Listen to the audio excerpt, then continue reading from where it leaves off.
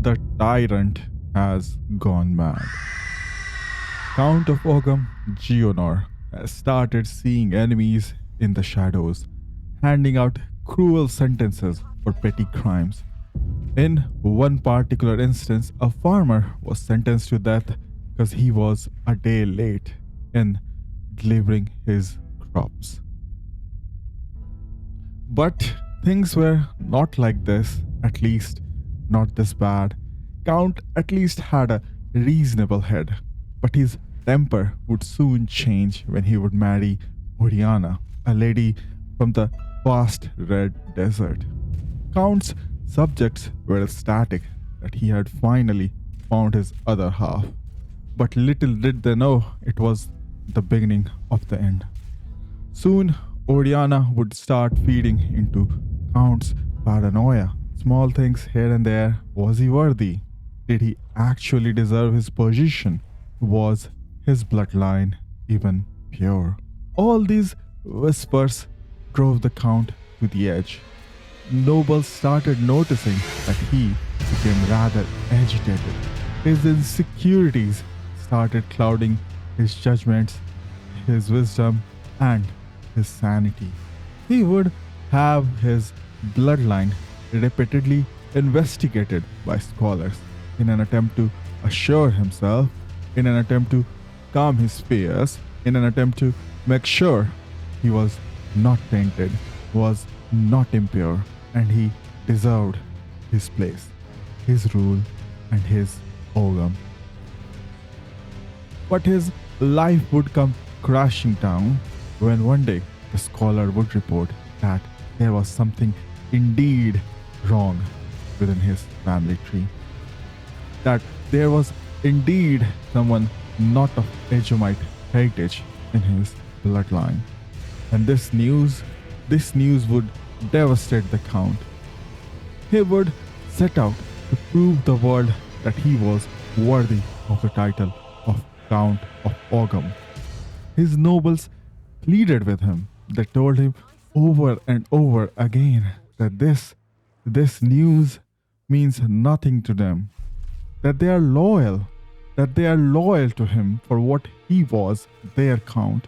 Their loyalty lied with him, not to his family, and nothing would ever change that. But by this time, the roots of paranoia has not only taken hold, but it has burst open to be a giant tree. Now, the Count had only one goal in his mind.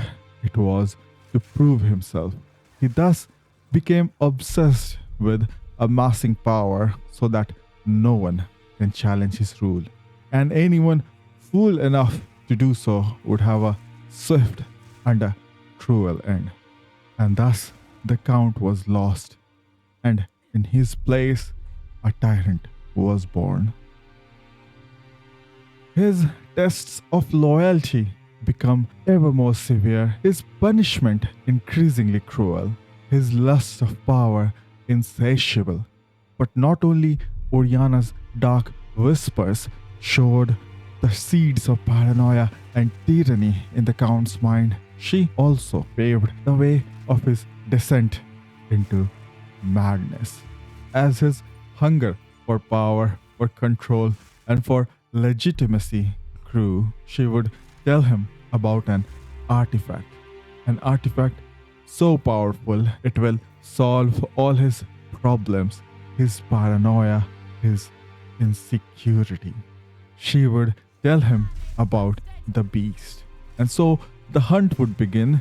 Count himself would lead a party of soldiers in Grailwood in the search of this artifact, in search of the beast, where he would end up fighting and eventually overpowering the thief of virtue, sin, and stealing the seed of corruption. He would feed his subjects to the seed, allowing the beast to grow. But the corrupting influence of the beast would have a maddening effect on the Count, and the tyrant would go mad. And now it's up to you to stop this madness and bring peace to the land of Ogham. No noose this time. I'll remove your head myself. Come and get it. Easy prey. You'll pay with your life. Enough! Oriana! Open the cage! Release the beast! Give me what you promised! I think not. I expected so much more from you. Since you are too weak to do the job, I'll find someone who can. Goodbye, husband. You Thank you guys for watching the video. I am very excited to play 0.4 update for Path of Exile 2. I am gonna be a dragon. I'm gonna be streaming the game on twitch.tv/AlwinGrim. If you like the video I make, please follow me there. Just hang out, maybe lurk. Also, please like, share, and subscribe. All that jazz. And we will meet in the next video. Allow me to clear your mind, if only for a moment. The madness. It consumed my being. Oriana used it against me. Where has she taken the beast? I found messages from the desert. From the Vastiri? Yes. Find her. Kill her. But first, please, stop the madness.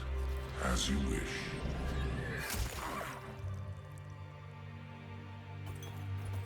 We must make haste. Let us return to Clearfell to make our preparations.